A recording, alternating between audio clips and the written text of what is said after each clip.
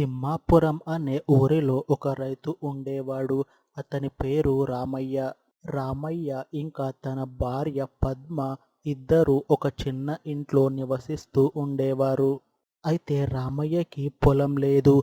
తను రోజు ఏం పని దొరికితే ఆ పని చేస్తూ తన జీవితాన్ని కొనసాగిస్తూ వస్తున్నాడు. అలానే రామయ్య భార్య కూడా రోజు కూలి పనికి పోతుంది. అలా వీళ్ళు రోజు కూలి పని చేసుకుని వచ్చిన డబ్బులో సగం వాడుకొని మిగతాది దాచుకునేవారు. ఏదైనా ఒక రోజు పని దొరకకపోతే వీళ్ళు రోజు కొంచెం కొంచెం దాచిపెట్టుకున్న డబ్బులు బయటికి తీసి వాటిని ఆ రోజు వాడుకునేవారు. ఇలా ఉన్న దాంట్లో సర్దుకొని చాలా సంతోషంగా ఉంటారు రామయ్య, తన భార్య పద్మ. అయితే అదే ఊరిలో భీమయ్య అనే ఒక చిన్న భూస్వామి ఉన్నాడు. ఆయన తనకి ఉన్న పొలంలో ఆయనే పని చేసుకుంటా ఉంటాడు.